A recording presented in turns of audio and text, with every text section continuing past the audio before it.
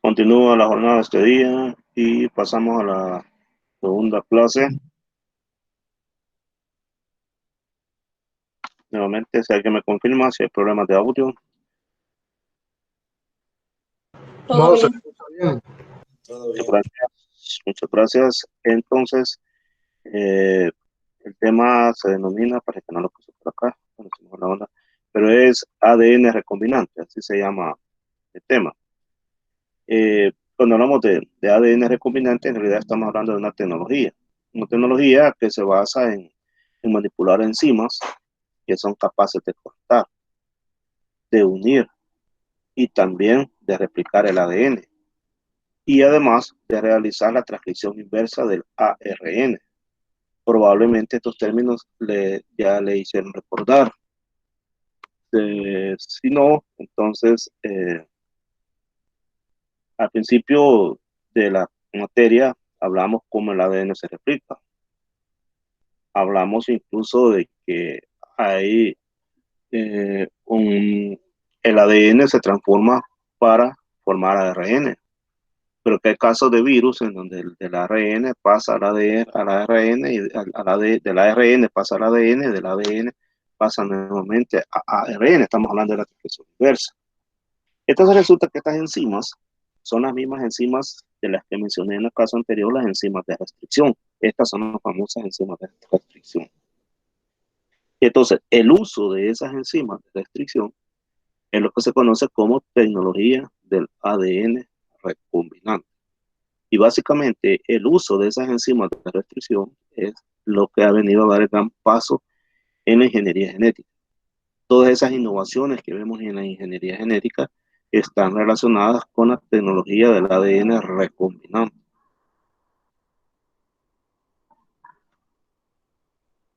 Y es posible esta tecnología gracias a la misma naturaleza del ADN y a la existencia, como decía, de ciertas enzimas. ¿Cuál es la naturaleza del ADN? Ahí lo ven ustedes, dos cadenas, una que corre en dirección 5,3 y otra que corre en dirección 3,5, y que a las orillas está formada por enlaces fosfodiéster entre el carbono 3 de un azúcar y el carbono 5 de otro azúcar, y el puente de unión es los grupos fosfato. Y al centro están unidas las bases nitrogenadas, adenina con timina y guanina con citosina. Y forman las dos cadenas, hacen una hélice, y como son dos cadenas, entonces se dice que es una doble hélice. Esa es parte de la naturaleza del ADN.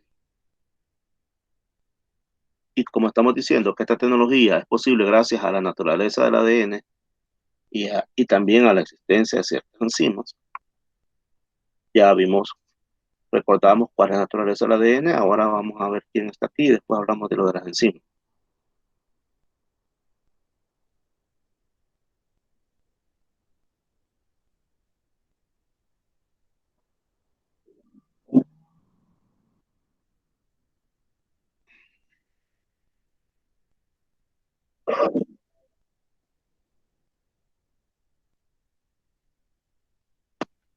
Entonces, fíjense de que hay un azar estadístico en la secuencia del DNA. ¿Qué significa eso de un azar estadístico en la secuencia del DNA? Que cada 4 a la 4 pares de bases, o sea, cada 256 pares de bases, o cada 4 a la sexta pares de bases, o sea, cada 4.096 pares de bases, aparecen en promedio secuencias como las que están acá. Secuencia guanina, adenina, timina, citosina, CTAG, o esta más grande que está aquí, o esta otra. Cada 256 pares de bases o cada 4.096 pares de bases aparecen estas secuencias. Y esa es una cuestión estadística que se muestra en las moléculas del DNA. Entonces, supongamos que si una de esas, de las hebras, hay una serie de nucleótidos con las bases E, C, A, T, que significa guanina, citosina, adenina, timina. Entonces, para esta serie de nucleótidos que están con estas bases, cualquier otra hebra que tenga C, G, T, A, es decir, complementaria, va a poder unirse y reconstruir una doble cadena. Si usted ve, esta es complementaria de esta otra. Si no lo viste bien, vamos a ver acá. Esta es la que está aquí. GCAT. ¿Cuál es su complementaria? Es esta. Dejámoslo. Recuerde, guanina, citosina, citosina, guanina. Aquí me he equivocado. Aquí hay un error a corregir. Y me estoy fijando en este momento. Permítame.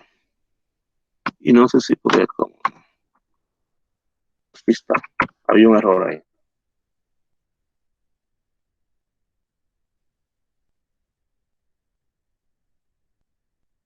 Entonces, mmm, lea esto por favor y me dice si hay preguntas.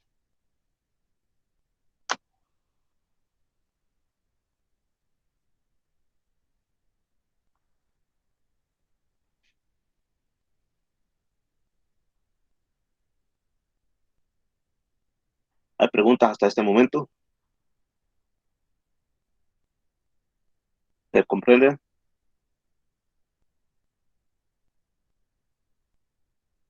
Asumo que sí.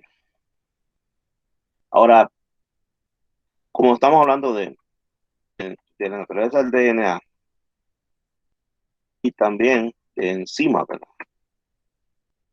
Ya vimos que la naturaleza del DNA, vimos que es esta doble cadena, etcétera, etcétera, y vimos que cada cierto punto, cada cierto número de bases hay secuencias que se repiten, y vemos que para cada, sí, para cada secuencia que se repite, puede haber otra hebra que sea la que complemente con ella. Pusimos de ejemplo este caso y vimos que esta hebra complementa con esta. Bien, esta es parte de la naturaleza del ADN, pero ahora hablemos de las enzimas. ¿Quiénes son esas enzimas? Pues hay enzimas que se encargan de cortar cadenas largas de ADN. Existen esas enzimas. Y como existen, entonces hace que sean más fáciles de manipular y se les conoce como enzimas de restricción. Ya vamos a ver por qué se les llama de restricción. Pero también, así como hay de restricción, también hay quienes ligan, pegan. Esas son las ADN ligasas. Y esas permiten la unión de los fragmentos que cortan las enzimas de restricción. Imagínense lo siguiente. Tiene una tira de papel y con una tijera va a cortar. Usted sería mejor dicho, la tijera sería la enzima de restricción que va a cortar. Va a separar un pedazo de esa tira de papel. Pero una vez separada, hay otra enzima, que se llama ligasa, que va a permitir la unión de los fragmentos que se han cortado. Ahí está un ejemplo. La tijera va a actuar como enzima de restricción que está cortando. Una vez cortada, llega la ligasa y pega. Tome en cuenta lo siguiente. Las enzimas de restricción son enzimas que cortan ADN. Cada enzima reconoce una o un número pequeño de secuencias blanco y corta el ADN en o cerca de esas secuencias. Por eso se les llama enzimas de restricción. Restricción. Están restringidas a un punto particular. No van a cortar donde les dé la gana.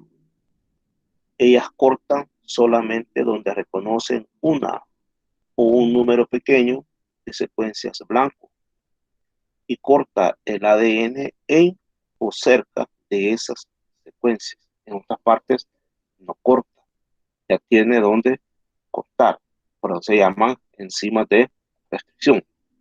Y se les simboliza con una tijera porque es lo que van a hacer, van a cortar. Y estas enzimas existen en la naturaleza.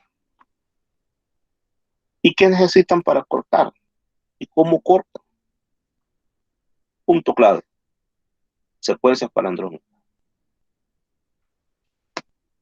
Secuencias palindrómicas. Ese término no debería de ser nuevo, es decir, no debería de ser la primera vez que usted lo escuche porque ya se ha mencionado. ¿Alguien recuerda qué significa secuencias palindrómicas?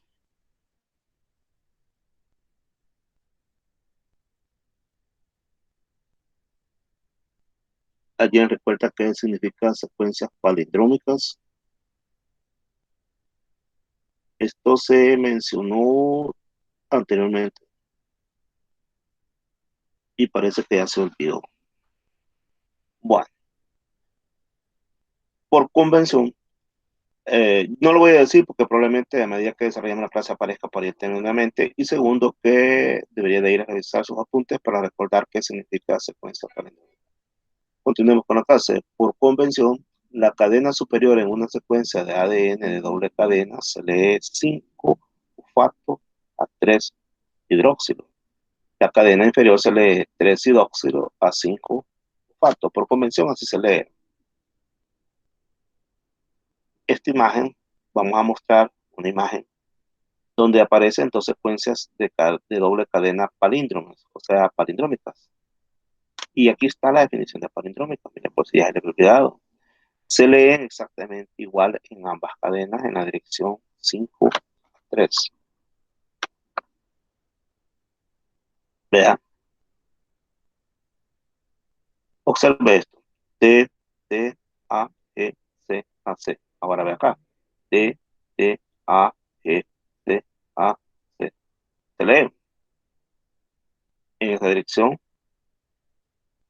igual en ambas cadenas. Esa es una secuencia palindrómica. Entonces las enzimas de restricción detectan dónde hay secuencias palindrómicas y ahí hacen el corte.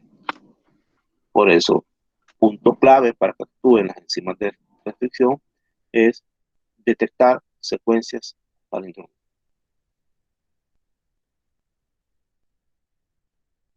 Las enzimas de restricción cortan ADN, pero ¿cómo lo hacen? ¿Cómo cortan?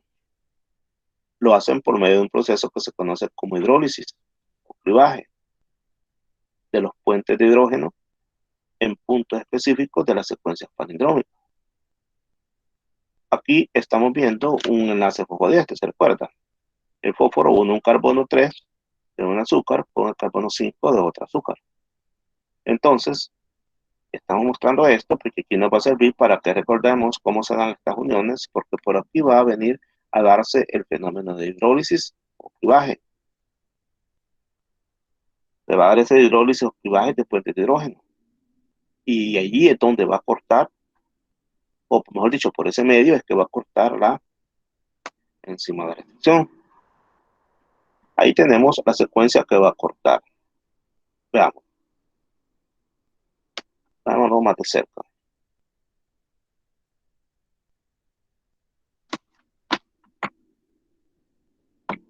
Carbono 3, carbono 5, grupo fosfato. Aquí se va a dar una serie de reacciones que no nos vamos a detener a hablar de ellas. El lío es que al final, aquí, miren, se están agregando grupos OH y todo lo demás, hasta que finalmente se rompe el enlace. Se rompe el enlace fosfodiéster. Y a eso quería llegar. Si nos resulta más fácil comprender, cuando hablamos de hidrólisis o clivaje, la intención es romper estos enlaces fosfodiéster. Una vez roto los enlaces fosfodiéster, obviamente se separa este nucleótido de este otro nucleótido y entonces se separa la cadena, porque ha habido un corte acá. La enzima llega y realiza todo este proceso que no nos vamos a detener en eso. Y finalmente se rompe. Y al romperse se separan. Estas estaban unidas y ahora están separadas. Significa que se separaron y la cadena se partió en dos. Quedó un espacio. Estas son las famosas enzimas de restricción que también en los videos les llamaban enzimas digestivas, ¿se recuerdan? Si vuelven a ver los videos, ahí hablan de enzimas digestivas. ¿Qué hacen estas enzimas? Primero, reconocen esas secuencias específicas de ADN que las vamos a conocer como sitios de restricción y se unen a ellas. Cada enzima de restricción reconoce solo uno o pocos sitios de restricción. Cuando encuentra su secuencia blanco, es decir, la secuencia palindrómica, entonces la enzima de restricción corta las dos cadenas de una molécula de ADN. Generalmente el corte es en o cerca del sitio de restricción y ocurre en un patrón ordenado y predecible. Es decir, ordenado porque sabemos que va a suceder donde vayan a estar presentes secuencias palindrómicas. Y predecible porque ya sabemos que donde hayan secuencias palindrómicas ahí se va a dar. Ejemplo de una enzima de restricción y que corta secuencias de ADN es E. coli. E. coli es una enzima que está presente en las bacterias que alojan en nuestro intestino y son de uso común en el laboratorio. E. coli es bien común en el laboratorio que se usa. Es, como decía, de una bacteria que está en nuestro intestino, específicamente de Escherichia coli. De ahí se ha aislado E. coli, por eso se llama así, E. coli. Entonces esta cliva el puente fosfodiéster entre, por ejemplo, entre guanina y adenina.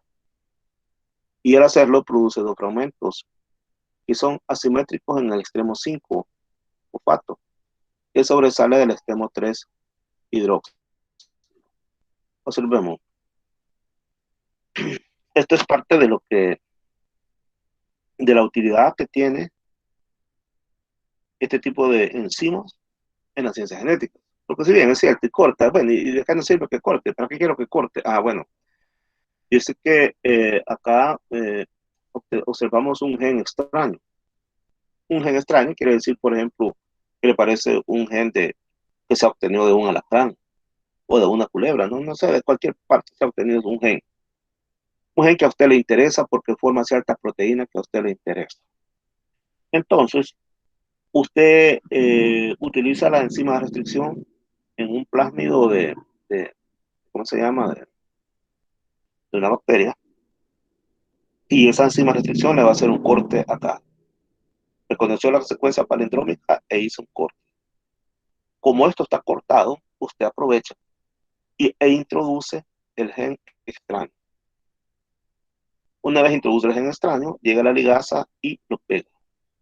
Significa que originalmente usted tenía un plásmido solo con ADN bacterial, pero ahora tiene usted un plásmido con ADN bacterial y ADN, digamos, que proviene de un tejido de un alacrán. Puede ser de cualquier organismo, un gen extraño, que usted ha metido aquí en medio de esto.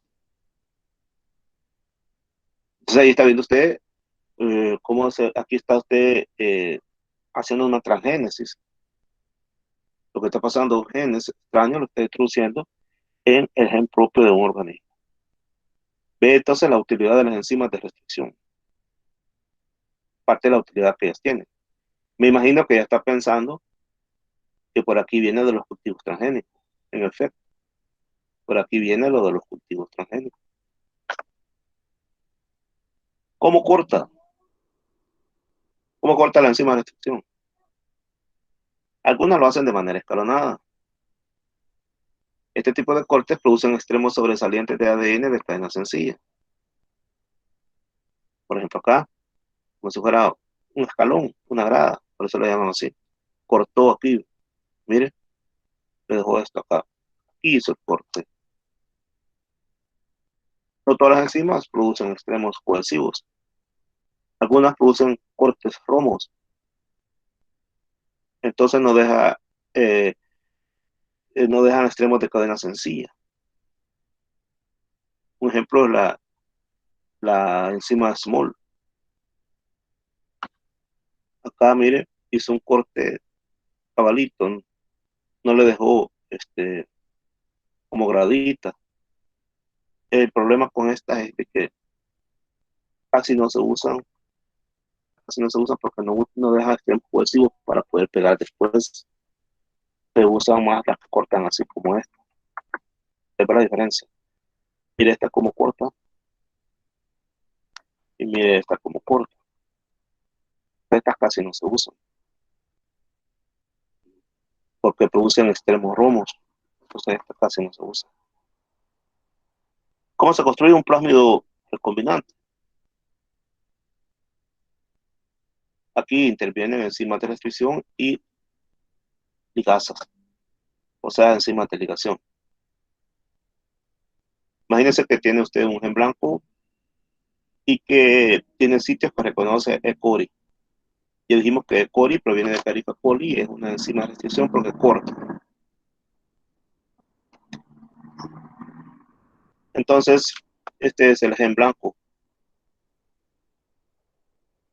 Aquí va a ser el sitio de coli que va a cortar y usted va a introducir ahí su gen blanco.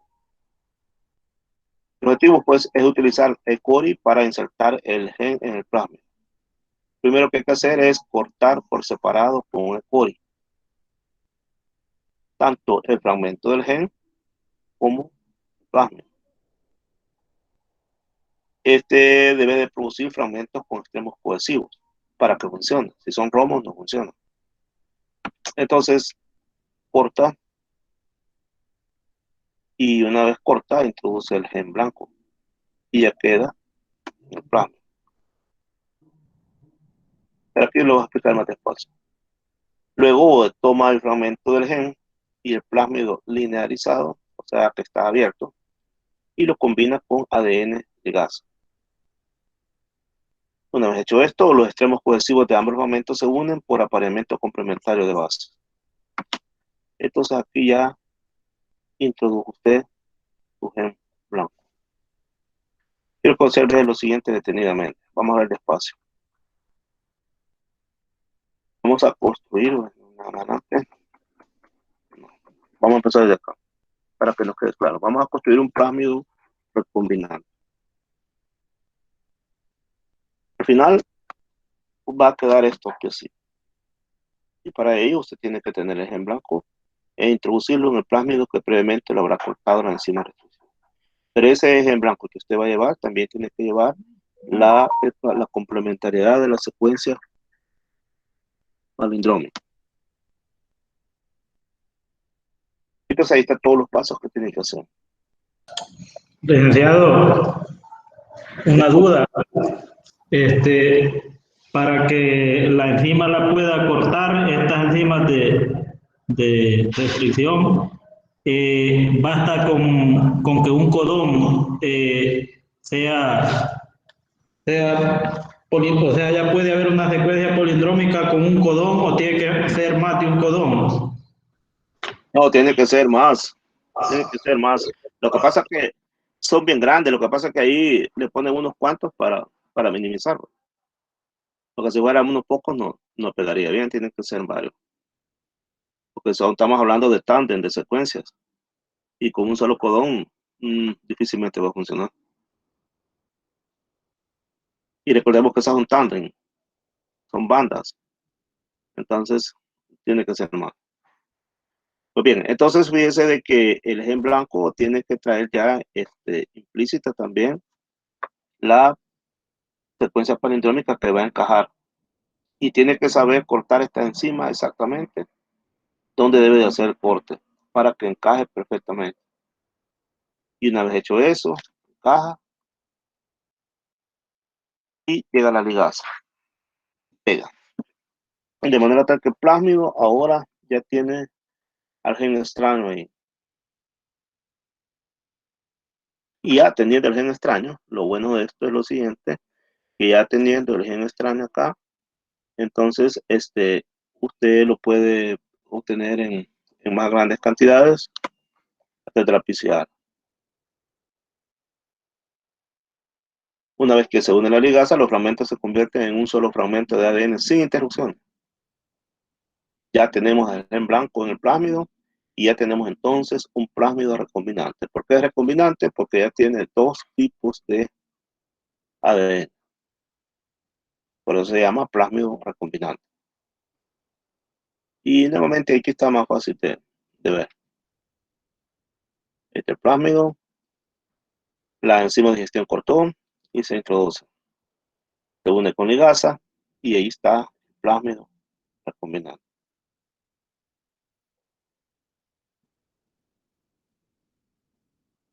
Aquí tenemos también lo mismo. O sea, lo vamos a poner con lupa para que lo vaya viendo despacio, vaya observando. Se está hablando aquí de un gen de resistencia a un antibiótico. Mire qué interesante, gen de resistencia a un antibiótico. O sea que esa bacteria de alguna manera resiste la acción de un antibiótico. Entonces se va a poner nuestra región de interés que se quiere insertar. Llega a la enzima y va a cortar por hibridación y entonces se le va a colocar ¿cómo se llama? El ADN, el gen que nos interesa. Y ahora aquí está. Este ya es un ADN recombinante porque ya tiene este ADN, este gen que no sé de dónde lo han sacado, pero aquí está. Ya no es propio de esto. Entonces la bacteria, recuerde que la bacteria tiene dos tipos de ADN. Tiene el ADN cromosomal, que es de su único, porque la bacteria solamente tiene un cromosoma. Pero también tienen ADN de esta manera circular. Y entonces, acá, una vez esta bacteria ya está con el ADN extraño, comienza a formar diferentes clones. Y ya la bacteria tiene ya la nueva descendencia con ADN extraño. Estos son clones. Y aquí tenemos la bacteria plaqueada en medio con antibióticos. Solo crecen, dice acá, las recombinantes. Es decir, en un medio donde se le ha puesto antibióticos, solo crecen las recombinantes. Y aquí nuevamente se va a cultivo y se purifica el ADN y se vuelve a estar haciendo los experimentos. Entonces, este tipo de tecnologías incluso permite, ¿cómo se llama?, probar en diferentes, por qué mecanismos la bacteria a través de sus plásmidos es resistente o no es resistente a un antibiótico. En realidad tiene un montón de usos. Esto de la ADN recombinante tiene una enorme cantidad de usos. Porque hay un tema que se llama la tecnología de la CRISPR. Alguien va a explicar sobre eso, de los temas que van a exponer, y ahí se habla bastante de esto. Aquí están las aplicaciones de las enzimas de restricción.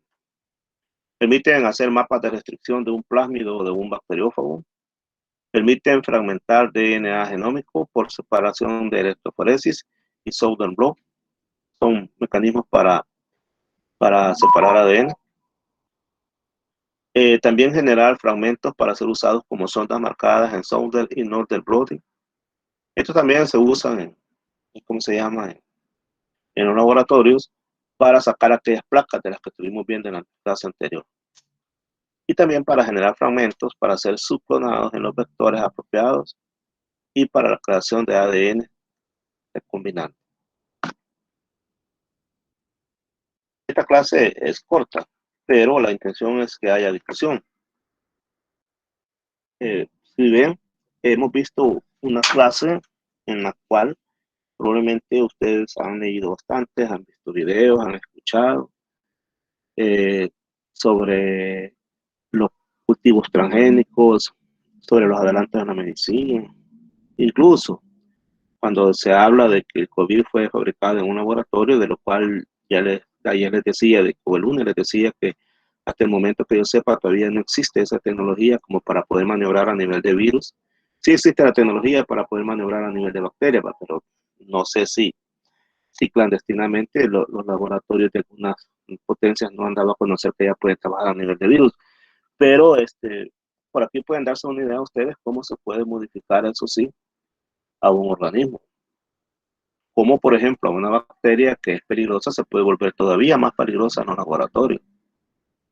Imagínense usted, una bacteria que es peligrosa, usted le agrega un gen de otro organismo que tiene otras propiedades todavía más nocivas, puede convertir usted en una superbacteria. Probablemente existan en los laboratorios. Están esperando ser utilizadas en un conflicto, no sé qué sé yo. Todo es posible, los humanos somos capaces de todo. Entonces, esas posibilidades existen. Claro, de eso casi no se habla en los textos, pero existe esa posibilidad, porque así como existe la posibilidad de que son utilizadas para mejorar los antibióticos, para mejorar, entre comillas, el rendimiento de los cultivos Es decir, para cosas entre comillas, para cosas buenas, también puede ser utilizada entre comillas para cosas malas. Son los avances de la ingeniería genética y a mi juicio muy particular es que el hombre se está metiendo donde la naturaleza puso barreras. La naturaleza ha impuesto barreras para que ninguna especie trascienda la interioridad de otra especie. Hay barreras bien simples y sencillas de explicar. Por ejemplo, es imposible que un perro ni tan siquiera copule a una gata. Ni siquiera la copule, mucho menos que su aparato cromosomal coincida con el aparato cromosomal de una gata como un perro, por ejemplo, y que nazca un gato perro. Eso es imposible. Porque la naturaleza ha impuesto esas barreras. También en las plantas. Usted tiene, por ejemplo, polen de maíz, pero ese polen de maíz es cerca donde hay flores de pepino y no pasa nada.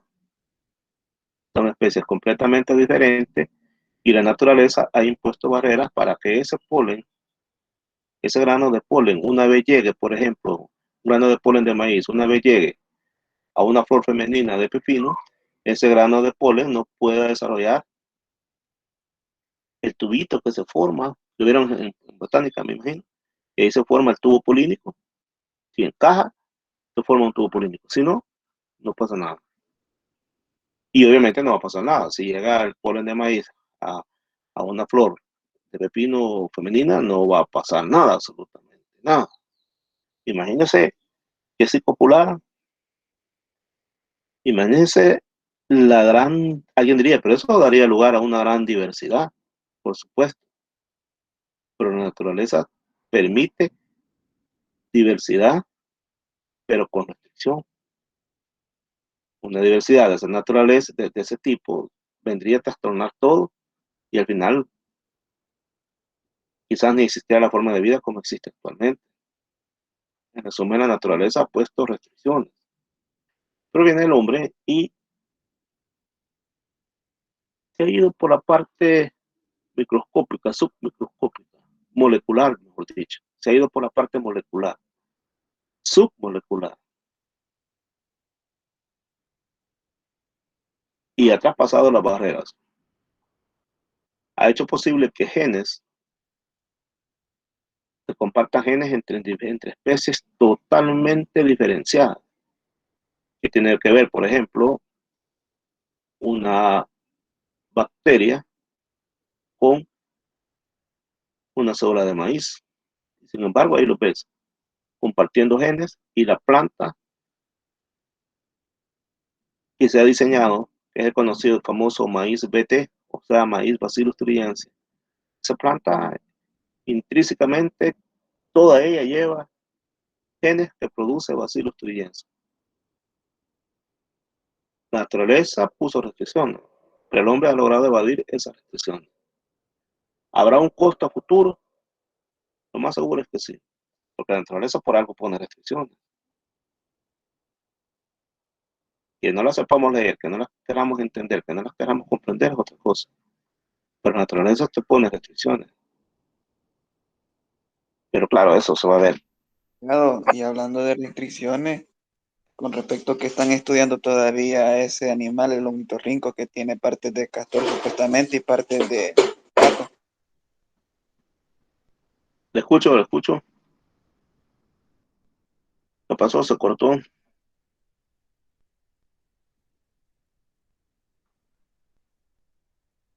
Se cortó. Ustedes me escuchan a mí. Sí, Lid. Vaya, yo creo que él empezó a hablar del ornitorrinco. Sí, vaya, el ornitorrinco es una especie, justamente de eso voy a hablar este fin de semana, del ornitorrinco. El ornitorrinco es una especie de mamífero que tiene características muy interesantes. Tiene un pico como que si fuera de pato. Imagínense. Este es despreciado. Es un ave, podría decir alguien. Tiene patas como que si fueran aletas para poder nadar, pero es considerado un mamífero, pero no tiene glándulas mamarias. sino que a través de glándulas sudoríparas, por ahí los animalitos chupan la leche. Y es considerado, por lo tanto, un mamífero. La pregunta quizás que hace Valentín es por qué existe ese animal que nos parece absolutamente extraño. Me imagino por qué se cortó la comunicación con él. Se lo voy a mostrar si quieren, por aquí lo tengo. Ayer estaba haciendo una práctica de laboratorio sobre eso. Deme un segundo. Deme un También tengo segundo. entendido que es el único Sí, mamífero que pone huevos, ¿verdad?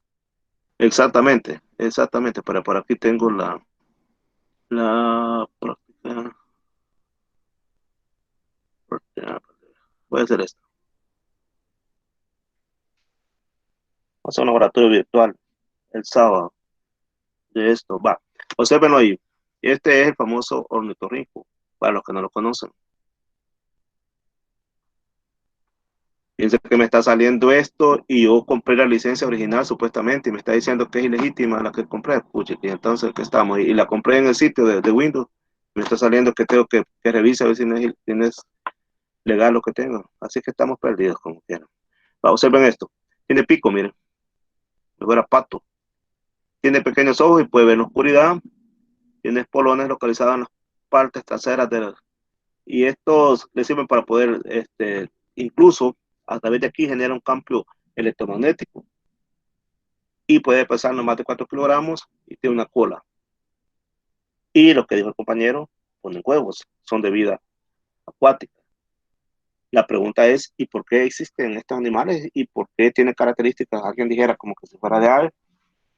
¿Y por qué, cómo se llama, existen? ¿Por qué no, por qué tienen tantas características de aves y por qué los consideran mamíferos sin ser del todo mamíferos? Bueno, aquí hay unas preguntas. Ponen huevos, tienen pico, córneo. Imagínense, el pico es córneo, como que si fuera de un pato. No tienen dientes, no tienen mamas. ¿Y por qué se los ubica dentro de los mamíferos? Como les decía anteriormente, segregan leche a través de poros situados en ambos lados del abdomen, no tienen pezones y su cría lamen la leche. Hay unas glándulas, entonces esas glándulas tiran la leche y yendo ellas mamas. Quiero ver qué más tengo de este. Bueno, eso es lo que tengo sobre el tipo de organismos. Y ellos, la pregunta es, bueno, ¿y por qué existen? ¿Por qué es el fenómeno anormalidad? En primer lugar, no es ningún fenómeno, no es ninguna anormalidad. Lo que pasa es que nos parece totalmente extraño, porque en realidad es extraño, porque lo normal es que nosotros veamos mamíferos, mamíferos, aves, aves, nada de andar queriendo combinar ahí. Pero esto nos viene ¿cómo se llama? A mostrar algo. La clase anterior hablamos de mutaciones, ¿se recuerdan? Entonces, en la clase anterior, cuando hablamos de Archaeopteryx, es decir, aquello que pareció que un experimento que tuvo la naturaleza, que era una especie como de ave y de reptil, ¿se recuerdan? Y no le funcionó a la naturaleza. ¿Por qué no le había funcionado? Como les decía, probablemente no supieron cuidar bien a sus crías, tenían muchos depredadores, habían otros mapuzos para alimentarse de lo mismo que ellos alimentaban, etc. Y fueron extinguiéndose. Bueno, prueba de ello, les voy a poner un caso ahorita. Todos conocen los quecos. Y probablemente ustedes ya nacieron escuchando quecos. Yo no. Cuando yo fui un niño, los quecos ni por cerca, no existían en El Salvador. Y si Que no acaso, eran los candiles. allí voy, allí voy. Cuando yo en mis tiempos fueron algunos les dicen candiles, otros les dicen cantiles, que son negritos y cabeza naranja o anaranjada. No sé si ustedes los ven, los han visto, los conocen. ¿Conocen a eso ustedes? Sí, sí. Pero, Tiene una dieta de moscas y todos los insectos. ¿qué abunda más ahora, los quecos o los cantiles? Los quecos. Exactamente. Y sabían que antes, bueno, ustedes saben que cuando uno es niño, la misma inocencia de uno, a uno jugaba a cortarle la cola para que la cola se quedara ahí en los juegos de unos de antes. ¿Va? Entonces, ya me imagino que ustedes lo han hecho también. ¿Va? Entonces, antes lo que abundaban eran los cantiles o candiles, ¿no? Como de cabeza anaranjada. Pero aquí algunos les decían Ave María, no sé por qué les decían así. Aquí por donde yo vivo. Entonces, lo cierto es de que esos eran los que abundaban, solo de esos había. Pero de repente, se dio un gran huracán acá en Centroamérica, que fue el Mitch, en el 2000 creo que fue, y ese huracán desbordó todos los ríos que vinieron a caer aquí a El Salvador, que venían de Honduras, y se trajo de todo. Al parecer, se trajo una buena población de estos quecos, y estos quecos encontraron en El Salvador el lugar perfecto. No encontraron mucho depredador y encontraron abundante comida. Y poco a poco han ido desplazando a los cantiles. No porque se peleen con ellos ni porque los maten, sino que quizás son abusos para comer los quecos, son abusos para conseguir comida, son abusos para reproducirse, son abusos para cuidar los huevos. Y entonces el cantil poco a poco está siendo relegado. Y existe una posibilidad que si la población de quecos se quintuplique o sea muchísimo más grande, y como ambos compiten por el mismo tipo de alimentos, se va a cumplir una ley de Darwin, de la selección natural. Sobreviven los más aptos. Entonces, ¿por qué estamos hablando de esto? Porque probablemente eso le sucedió al Arcopterygium. Ese Arcopterygium que vimos allí ¿cómo se llama? Que lo vimos por ahí que había existido y ahora ya no existe. Un experimento que no le funciona a la naturaleza. Pero estamos con este ornitorrinco. ¿Por qué ornitorrinco existe todavía? Un experimento que hizo la naturaleza y le ha funcionado. Y tiene cientos de años de estar el animalito. Ahí está, por cierto, es venenoso. Ahí está. Pone huevos y es mamífero. Tiene pelo, pero tiene pico de pato. Que no nos extrañe, que no nos asuste, simplemente son experimentos que la naturaleza hace a través de las mutaciones. Y si le resultan, ahí se quedan las especies. Si no resultan, van desapareciendo. Pero es lo que la naturaleza lo hace despacio. Cuando digo despacio es porque tarda millones de años en formar organismos así, millones. Y va, prueba, y va probando hasta que se van adaptando. Y el hombre, en cuestión de poco tiempo, está creando organismos con características, con especies diferentes, a través de el paso de genes de una especie a la otra, y para ello utiliza enzimas de restricción y todo eso. Y por eso les digo que la naturaleza sabe lo que hace, sabe cómo lo va haciendo. Pero el hombre, sin tanto pereque, está haciendo más rápido. Bueno, ahí tenemos las consecuencias del cambio climático. Las grandes emisiones de CO2 que hacemos a la atmósfera, y miren lo que está pasando. Eliminamos árboles como si fueran nuestros enemigos, árboles que tienen hasta 200 años de estar ahí, pero por 3,000 pesos le van a dar por un conacaste y usted lo bota, porque hay billetes. Y lo bota con o sin permiso, pero usted le da la nuca, lo vende la madera y ese dinero lo invierte en estupideces, para comprar un celular, en comprar esto, comprar lo otro y vaya. Un árbol menos y así vamos de punto en punto. Miren el Amazonas cómo le están dando en la nuca. Todo eso, la naturaleza va a cobrar factura. Y creo, particularmente creo que también los abusos que están teniendo en genética, tarde o temprano la naturaleza va a cobrar factura. ¿De qué manera? No lo sé. No lo Pero sé. ya empezó, ¿Por qué? porque imagínense todo lo que se ha visto el año pasado, todo lo que se vio. ¿De COVID? No, de los huracanes, de Ah, los ríos. cambio climático, dice usted. Sí, cambio climático, el cambio climático estamos iniciando ahorita lo que se viene. Pero fíjense que en el cambio climático la naturaleza es bien agradecida. Si el hombre simplemente dejara de botar árboles y fuera a sembrar un montón de árboles, la naturaleza rápido se recompensaría todo el daño que le ha hecho. Observe usted ahí, le voy a poner un ejemplo. Alguien imagínese usted que compró un terreno, habían ahí un montón de árboles y decidió hacer una casa allí. Mandó a derribar todos esos árboles y empezó a hacer un muro y todo, pero por alguna razón ya no continuó. Y las obras quedaron abandonadas. Digamos que eso fue hace 10 años. Si usted regresa ahora a ese terreno, después de 10 años, va a ver usted que ya hay vegetación ahí. La naturaleza comenzó a regenerarse. La naturaleza es bien agradecida. Ahorita todavía estamos a tiempo de que la naturaleza se regenere. Pero cuando ya comencemos con la extinción masiva, que mejor dicho, cuando agudice la extinción masiva, porque ya estamos en proceso de extinción, a los humanos todavía no nos ha tocado, pero hay otras especies que ya empezaron a extinguirse, por ejemplo, los anfibios, ellos ya iniciaron ese proceso, y hay otras especies que también ya comenzaron a extinguirse. Entonces, cuando ya nosotros empecemos a extinguir, y es posible que sea por pandemias que sean incontrolables, estas se han podido controlar, pero va a llegar algunas que no se va a poder controlar. Y ahí va a ser cuando la limpieza humana sienta en sus meros huesos que ya no puede hacer nada. Con tanta tecnología no puede hacer nada. Entonces, la alternativa que están buscando es irse desesperadamente para Marte. Pero bien, va, así es la cuestión. Bueno, sigamos hablando sobre genética, porque estamos en genética. Hablar más sobre genética.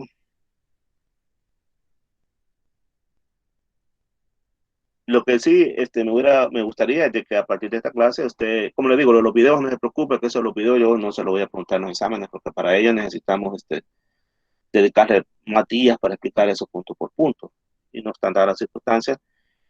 Así que los videos no le van a entrar al examen. Lo que sí me gustaría de estas clases que hemos revisado ahora, lo fundamental, lo elemental, es decir, qué son las enzimas de restricción, cómo actúan, qué es lo que hacen. Unas preguntas aquí en esta clase que hay también claras. Y de la clase anterior de los marcadores moleculares, de tener claro qué son los marcadores moleculares, para qué sirven. De hecho, hay unos trabajos de investigación bibliográfica que de algunos compañeros que les quedó, por ejemplo, el tema marcadores moleculares en ganadería. Entonces ellos van a hablar ahí cuáles son los marcadores que se utilizan en ganadería y son los que los ganaderos compran, estoy hablando de los ganaderos grandes, ¿verdad? Cuando van a mejorar su acto, piden el informe ese de los genes que están presentes en el acto para ver si les conviene o no comprarlo. Ya no se usa aquello, estoy hablando de los grandes ganaderos, ya no se usa aquello de verle la oreja y de verle la cola y todo eso, eso ya no. Cositas así, marcadores morfológicos, ya no. Ahora se usan marcadores moleculares. Cuántas botellas da, incluso eso de cuántas botellas da la vaca al día, todo eso puede ser engañoso. Todo eso puede ser engañoso, un marcador morfológico también que puede ser engañoso, y entonces ahora se usan en su lugar marcadores moleculares, que hay diferentes tipos. Ahí mencionamos varios tipos, y también vimos de las técnicas de laboratorio que se auxilian, que son de la electroforesis y de la PCR, y también las ondas que se puedan ahí. Ahí mencionamos una serie de marcadores que usan sondas. Esas son las cosas que me gustaría que logremos captar de las clases que vimos ahora. No ser tan meticuloso en detalles ahí finitos, porque ustedes saben que no pregunto detalles finitos porque sé que esas cosas se olvidan, pero lo que no se olvidan son los aspectos generales. Ahora, si usted ya en el futuro decide estudiar alguna carrera sobre biología molecular, sobre genética aplicada y todo eso, entonces excelente, ahí sí ya se va a dar gusto metiéndose a estos puntos, pero ya para aplicar. Además, el otro ciclo, creo que los ingenieros agrónomos van a cursar mejoramiento animal y mejoramiento vegetal. Entonces allí sí van a profundizar más sobre esos aspectos. Pero esta materia es genética general. Entonces, preguntas. Preguntas. Entonces, la naturaleza sí puede hacer inventos, experimentos. La naturaleza sí está inventando a cada rato. Ténganlo por seguro. Ténganlo por Como seguro. la evolución natural, va. Exactamente, la naturaleza, pero el detalle es que la naturaleza va bien despacio, extremadamente despacio, tarda cientos de miles de años en hacer un cambio, y la especie lo muestra. Si ese cambio le resultó, la especie perdura, si no, simplemente desaparece por razones como, por ejemplo, como las que le mencioné, y aparecen otras. A la naturaleza le gusta la diversidad, está probando la naturaleza, pruebo con este, pruebo con otro, entonces ahí están apareciendo un montón de organismos. El que se adapta chivo y el que no, salud, pues probemos con otro, y ahí vamos. También toma en cuenta lo siguiente, como seres vivos estamos expuestos también a fenómenos físicos, a fenómenos biológicos muy naturales que se convierten en desastres. Por ejemplo, de repente estalla el volcán de San Vicente. A lo mejor vayamos al de Ilopango. ¿Sabían ustedes que como República Pequeña de El Salvador tenemos ahí una bomba que es capaz de destruir a medio mundo? Si ese volcán de Ilopango nuevamente es una caldera, me equivoco al decir volcán, es una caldera. Si esa caldera nuevamente estallara como debe de ser, se lleva todo Mesoamérica y afectaría toda la Tierra. Es una de las calderas más peligrosas que hay en el mundo. Si algún día explotan, se acaban con todo. Todo en apariencia. Aquí es donde yo le quiero decir lo otro. Siempre hay quien viva. Aún y que explotaran los que están en Estados Unidos, ¿cómo se llaman esos que están en Estados Unidos? Un montón de geysers que hay en Estados Unidos, parques, ¿cómo le llaman a eso? ¿Han oído hablar ustedes? En Estados Unidos hay un parque ahí que está un montón de geysers, que si eso explota, se supone que lleva toditito de un solo, no recuerdo cómo se llama ese parque. Pero lo que le quiero decir yo que ¿cómo se llama? Yellowstone. Yellowstone, correcto. Si estallara Ilopango, si estallara Yellowstone, en Italia hay otro también. Son como 7 lugares en el mundo. Y entre ellos está El Salvador, papá. Licenciado, Ajá, dígame. San Andrés también es algo representativo en ese aspecto. Vaya, mire, le voy a explicar primero los seres vivos y después le hablo de la falla de San Andrés. Fíjese que si estallara cualquiera de esos volcanes, o si cayera un meteorito, y mire que la vez pasada pasó uno cerca y los de la NASA ni se fijaron, ya con 48 horas de anticipación se vinieron a fijar. O sea que si hubiera caído sobre la Tierra, nada se hubiera podido hacer. Aparecen de la nada y son capaces de generar semejantes disturbios, destrucción. Pero si eso llegara a pasar, un montón de especies desapareceríamos probablemente, pero hay otras que se quedan. Y la naturaleza, se lo dije anteriormente, la naturaleza se vuelve a recuperar. Claro, de un pijazo, bueno, disculpe el término, de un golpe de esos, la naturaleza tardará mucho, mucho más en recuperarse, es obvio, pero se volviera a recuperar y apareciera nuevas líneas de individuos adaptados a las nuevas circunstancias. Y ahí va la historia de la Tierra otra vez. Ahí va la historia de la Tierra otra vez. Y una pregunta, más bien es como una duda. ¿Por qué han una teoría de que los insectos serían la nueva especie que gobernaría la Tierra si en un dado caso llega a desaparecer la especie humana? Sí, se habla bastante de eso. Yo voy a contestar primero a lo de la falla de San Andrés, al compañero que habló. Lo de la falla de San Andrés es otra muestra de la evolución. Lo que sucede es que bajo la Tierra hay unas placas y esas placas cuando han chocado han levantado esos bloques de tierra. Mire, es como que si usted empujara por abajo, si tiene tierra, puede hacer un experimento usted si quiere. Pone 2 tablas con la tierra ahí arriba y de abajo le va empujando y va a ver que cuando chocan se levantan esos volcancitos. Entonces así aparentemente se volcaron toda esa cadena de volcanes que hay en Latinoamérica y que lo que llaman la falla de San Andrés, producto de la evolución de la Tierra, porque las placas se están moviendo constantemente. Ahora, por lo que usted me dice de los insectos, específicamente se refieren al Hymenoptera y particularmente a las abejas, porque si ellas tienen son de los animales que están mejor organizados, viven en sociedades, están bien organizados. Y se supone que si los animales superiores no logramos adaptarnos a las nuevas circunstancias y ellas lo pudieran hacer, entonces ellas podrían ser las que gobernaran a futuro. Pero esas son hipótesis. No hay nada claro porque a fin de cuentas nadie estaría vivo para contarlo. Así que son simplemente hipótesis. Pero sí se basan en que están organizadas socialmente. Igual los popos están bien organizados socialmente. Es más, las ratas. Por ejemplo, cuando al haber una hecatombe nuclear, es decir, una guerra nuclear, las ratas tendrían muchas posibilidades de vivir porque muchas de ellas viven en las alcantarillas y viven en grandes profundidades y entonces la radiación probablemente no las alcanzara Y además ellas están adaptadas para sobrevivir a condiciones inhóspitas que los humanos ni por cerca. Entonces se supone que ellas también podrían sobrevivir en un desastre.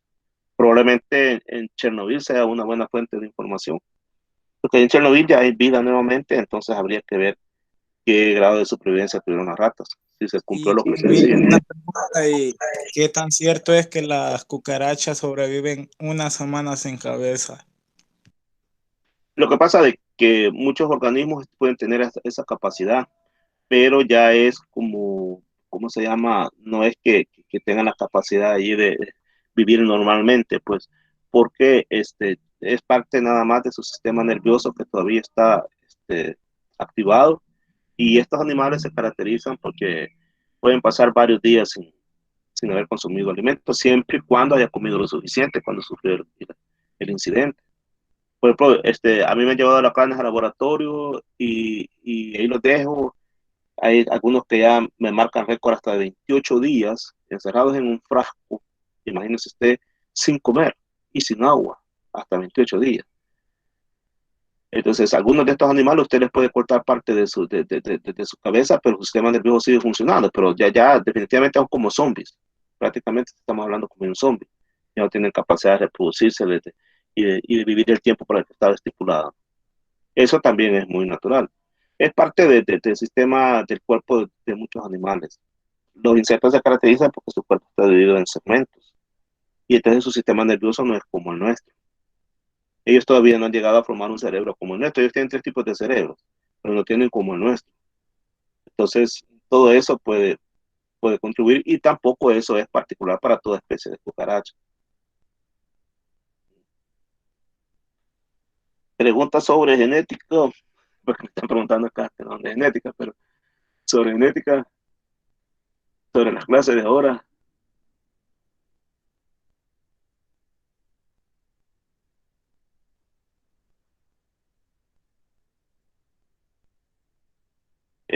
Una cosa, fíjense que nosotros podemos extraer de manera artesanal ADN. Simplemente se necesita el único aparato ahí, si se quiere decir un aparato, es la licuadora. Y ahí una fruta y alcohol, hielo y unas cositas por ahí que se pueden tubo de ensayo, o si no, un bote. Bueno, pero la cuestión es de que si pudiéramos nosotros separar ADN, yo ese laboratorio lo hago allá en la facultad, pero creo que ustedes lo pueden hacer en su casa también. No sé si hacemos lo siguiente, si yo les envío unos links, porque ahí en YouTube y en todo eso está cómo se hace eso no es nada del otro mundo. ¿Les parece si lo hacen y envían el video, lo publican el video allí en Facebook, en el grupo de Facebook, y lo vemos como un corto? Pero, no sé, aquí ustedes me dirán, ¿lo hacen individual o lo hacen? Aquí sí se puede poner, ¿cómo se llama? ¿Cómo estaría grabándose? Este, las normas de bioseguridad, es decir, cabacha, este, y mascarilla. Lo hacen en grupo, pero obviamente como van a estar con gabacha y con mascarilla, entonces ahí con guantes y todo lo demás, entonces se supone que sí van a seguir las normas de bioseguridad. Lo hacen personal, primero si lo quieren hacer, segundo si lo hacen en un grupo, y tercero segundo si lo hacen personal, y tercero si lo hacen en grupo, y si lo hacen en grupos de cuántos, pero con el compromiso que van a tener el protocolo de bioseguridad, porque en el video primero van a aparecer todos allí donde están con su mascarilla, guantes y gabacha. ¿Qué dicen? Escriban en el chat si quieren para no dejar la bradera ahí.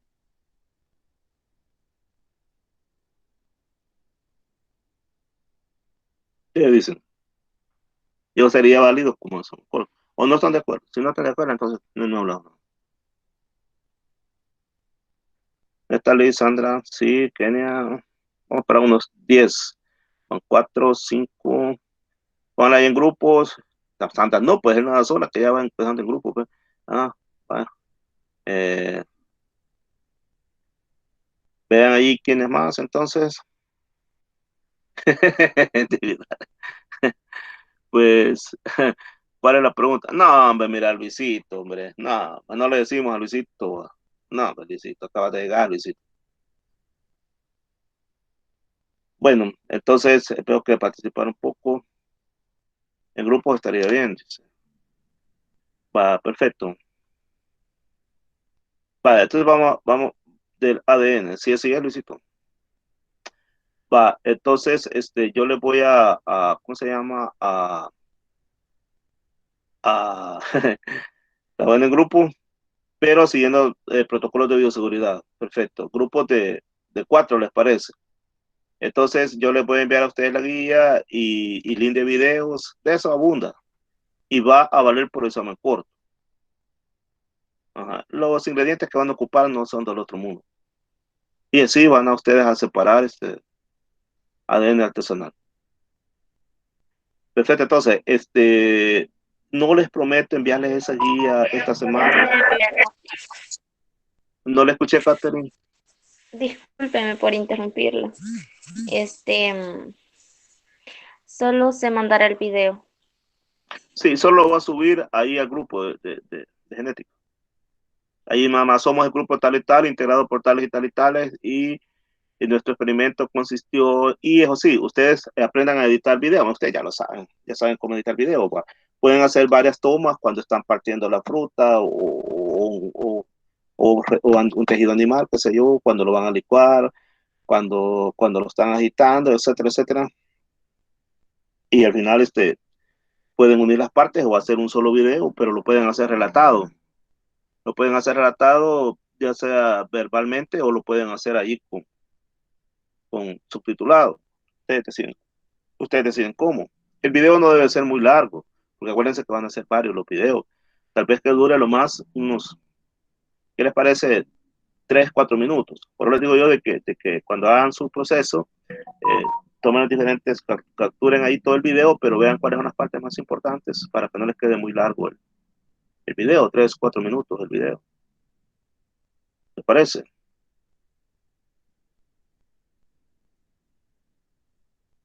Por lo que yo piensen, ¿verdad? Pero si lo ven difícil, no he hablado nada. Si creen que les va a resultar muy dificultoso, entonces quedémonos así nomás. Quizás con esas aclaraciones nuevamente vuelva a preguntar. ¿De acuerdo?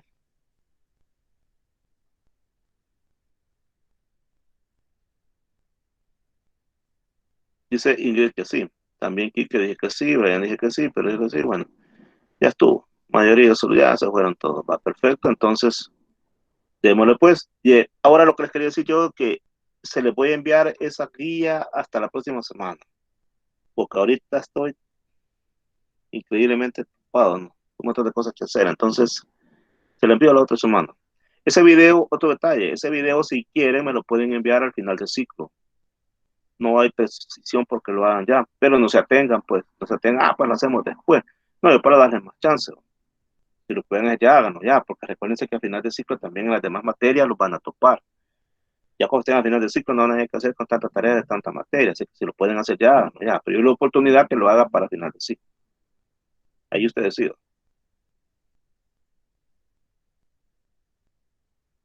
Bueno, chicos, chicas, no hay más que hablar.